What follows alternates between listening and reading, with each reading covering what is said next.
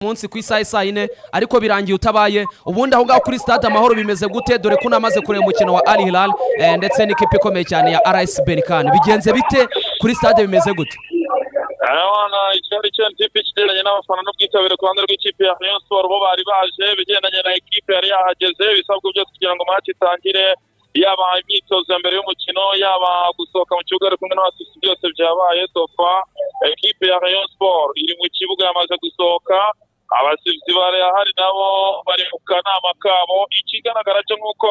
byatangiye biwiswe ku kipe ya Gasogi United itari buze kugera kuri kibuga kuri Amahoro Stadium niko byaje kugenda kugeza amagingo aya nta muntu n'umwe muri Gasogi United wari ubwo igisigaye n'ukurikiza itegeko rivuga iki ariko icyari cyangwa se ukuri kwari no ku kipe ya Gasogi United igomba kuza guhita iterwa amaga ubona ko nta kindi kintu abasivisi bashobora gukora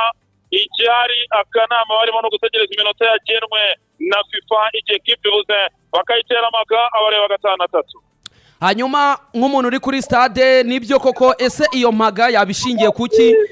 iyo maga ubundi nyine ni iki kintu gifatika yabishingiyeho ku buryo n'umuntu udukurikiye cyangwa se kuno umupira w'amaguru mu Rwanda yakumva koko nyine yabitewe bya nyabyo cyangwa se unarebe no ku mpande zombi nk'umuntu uri kuri stade hari abandi banyamupira benshi cyane haravugwa ibiki mu banyamupira ese nta muntu n'umwe muri Gasogi wabonye ku kibuga usibye abareyo nta wundi muntu wo muri Gasogi waba wabonye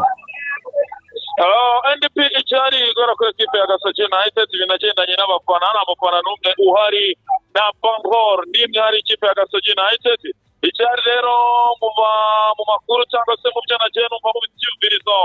mu biva mu banyamupira ndetse n'abandi benshi barano ku kibuga bivugwa ko ngo ari uburyo byakozwe n'ikipe ya Hilal bifatanyijemo ubwo na Rwanda Premier League birumvikana kugira ngo Hilal ibone abafana baravuga ati match ijyanye mwayishyira nyuma y'iyacu ariko bikavuga ko hari agafaranga ikipe ya Rayon Sport yakenyerejweho kabisa ukagera kuri miliyoni 40 ngikaba ngo yarakariye yonyine ngikaba itarigeze ikiri kimarira Gasogi United ngo bikaza guhita bituma Gasogi rero yivumbura aho gita ku gafaranga natwe tudakoraho biraza kuba bibyara ibindi ntago tuhagera ibyo ni ibivugwa hano mu banyamupira bari hano benshi NDP ni wakwemera niba ari ukuri 100% ariko none wabikereza ko ni nkuri huriweho hafi na 70% bari muri stade hano hanyuma ubwo mpita nkurekura kugira ngo dute tunagenda kuri iki kibuga aka kanya nyine abakinnyi bareyo bari baje abatoza abasifuzi nyine Gasogi yabuze niyo yabuze yonyine abandi bose ibintu byose hariyo icyuzi cyo kugira ngo umukino utangire Rayon Sport yagikoze ababencheri baricaye abatoza baricaye ubwo barangajwe imbere na Romain Marcel birumvikana umutoza mukuru w'umugoroba Rayon Sport yambaye jezi z'ubururu dede kabisa muzamu kwizerari abakinnyi mu kibuga barimo barahererekanya agapira kugira ngo badakonja abasifuzi nabo bakoze uruziga neza ku mirongo y'ikibuga mo kabiri bari mu kanama igisigaye ndetse no gutegereza iminota yagenwe n'umukino akenshi undi bari iminota 15 ubwo irangiye kipe yitwa Gasogi United itaragaragara kuri iki kibuga automatically ni forme n'ibitego 3 ku busa Rayon Sport cy'amanota 3 n'ibitego 3 ubwo bivuga ko yabitsinze uyu mugoroba ubwo nuko gahunda zimeze nta kindi n'umwanzuro mbona uri buze gukurikiraho hanyuma nimba hari ikindi naba ntakuba cyo n'utundi tw'ingenzi udutaye duto ku tundi turi buze kuboneka hano gato niyo mpamvu ni hano kandi ngira ngo icyo tugomba kwizeza abanyarwanda iyo game ikipe ya Real Madrid n'ikipe ya Atletico Madrid ndabamara inshallah ubwo utundi tudetaye wenda duto turi buze kuboneka nyuma gato yuko tumaze kuvugana ndaza n'umwongeraho muri match kuko nanjye ndaje rwose Fosinye dusoza nticyaba rikesha ku mupira w'amaguru mu Rwanda Gasogi yaramutse itewe impaka bo nanjye njyewe reka mvuge opinion yanjye igitekerezo cyanjye ntekereza ko vraiment ku muntu nka Kensi ufite vision yo gufasha uyu mupira wacu nk'uko ajya bivuga ntabwo bikwiye ko yabura ku kibuga ku mpamvu yari yo yose umupira ugomba gukinwa n'amakosa nta muntu ugira inama umukire sibyo ariko in my opinion Kensi hano ntabwo abaniye umupira niba avuga ko yifuza kwireme n'umwe mu member ba Rwanda Premier League ubushize singiye muri donc mu kibazo mindani tuzagira uburyo tuzagisesengura ariko niba last time byarabayeho ko Gasogi izahangaha kubera match yari Hilal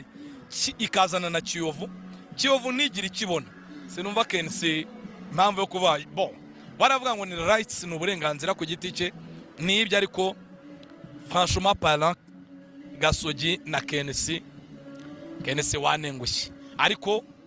nawe ushobora wenda kuzamwumva agatanga impamvu ze si nkorajijuma yihuse, ariko atengushya abantu nyine, abantu twatwaje tuje kwinjoyinga umupira, abantu bareka umupira babura no muri ya scenario ya Senegal na Maroc, abantu baba mugende mukine umupira ubereho gukina, ahubwo ibindi ukazabirekrama nyuma. Nka Kenesi agira ijwi ryumvikana, ashobora kubabwira ati ibi bintu uko mubikora sibyo, ariko kina mufana wa Murera ari yishyura amafaranga aje kureba match, ntabwo yaje kureba Maga, kandi Kenesi na Gasogi mpamya ko niyo Maga bashobora kwica. NDP icyari igora kuri equipe ya Gasogi United binagendanye n'abafana, nta mufana n'umwe uhari, na Bangor nimwe hari ikipe ya Gasogi United. Icyari rero mu makuru cyangwa se mu byo nagiye numva mu byumvirizo mu biva mu banyamupira ndetse n'abandi benshi bana no ku kibuga, bivugwa ko ngo ari uburyo byakozwe n'ikipe ya Hilal bifatanyijemo, ubwo Rwanda Premier League birumvikana kugira ngo Hilal ibone abafana, baravuga ati match ijyanye mwayishyira nyuma yacu, ariko bikavuga ko hari agafaranga ikipe ya Rayon Sport yakenyerejweho kabisa ukagera kuri miliyoni 40, ngikaba ngo yarakariye yonyine, ngikaba itarigeze ikiri kimarira Gasogi United, ngo bikaza guhita bituma Gasogi rero yivumbura aho gita ku gafaranga, natwe ntitudakoraho biraza kuba bibyara ibindi, ntago tuhagera. Ibyo ni ibivugwa hano mu banyamupira bari hano benshi, NDP niwe wakwemera niba ari ukuri 100%, ariko nawe ntiwabikereza kuko ni inkuru ihuriweho hafi na 70% bari muri stade hano. Hanyuma ubwo mpita nkurekura kugira ngo tute tunagenda kuri iki kibuga. Aka kanya nyine abakinnyi bareyo bari baje, abatoza, abasifuzi, nyine Gasogi yabuze niyo yabuze yonyine, abandi bose ibintu byose hariyo icyuzi cyo kugira ngo umukino utangire. Rayon Sport yagikoze, ababencheri baricaye, abatoza baricaye, ubwo barangajwe imbere na Romain Marcel, birumvikana n'umutoza mukuru w'umugoroba. Rayon Sport yambaye jezi z'ubururu dede kabisa, muzamu kwizerari, abakinnyi mu kibuga barimo barahererekanya agapira kugira ngo badakonja, abasifuzi nabo bakoze uruziga neza ku murongo w'ikibuga mo kabiri, bari mu kanama. Igisigaye ndi no gutegereza iminota yagenwe n'umukino, akenshi undi bari iminota 15, ubwo irangiye kipe yitwa Gasogi United itaragaragara kuri iki kibuga, automatically ni forfait n'ibitego 3 ku busa. Rayon Sport 13 n'ibitego 3, ubwo bivuga ko yabitsinze mugoroba. Ubwo nuko gahunda zimeze, nta kindi n'umwanzuro mbona uri buze gukurikira wacu nk'uko ajya bivuga, ntabwo bikwiye ko yabura ku kibuga ku mpamvu iyo ariyo yose. Umupira ugomba gukinwa, ni amakosa, nta muntu ugira inama umukire, sibyo? Ariko in my opinion Kensi hano ntabwo abaniye umupira. Niba avuga ko yifuza kwireme n'umwe mu member ba Rwanda Premier League, ubushize singiye muri donc mu kibazo mindani tuzagira uburyo tuzagisesengura, ariko niba last time byarabayeho ko Gasogi izahangaha kubera match ya Hilal ikazana na Kiyovu ntigira ikibona, sinumva Kensi impamvu yo kuba baravuga ngo ni rights ni uburenganzira ku giti cye n'ibyo, ariko franchement parlant Gasogi na Kenesi wanengushye, ariko nawe ushobora wenda kuzamwumva agatanga impamvu ze si nkorajijuma yihuse, ariko atengushya abantu nyine, abantu twatwaje tuje kwinjoyinga umupira, abantu bareka umupira babura no muri ya scenario ya Senegal na Maroc, abantu baba mugende mukine umupira ubereho gukina, ahubwo ibindi ukazabirekrama nyuma. Nka Kenesi agira ijwi ryumvikana, ashobora kubabwira ati ibi bintu uko mubikora sibyo, ariko kina mufana wa Murera ari yishyura amafaranga aje kureba match, ntabwo yaje kureba Maga, kandi Kenesi na Gasogi mpamya ko niyo Maga bashobora kwirya.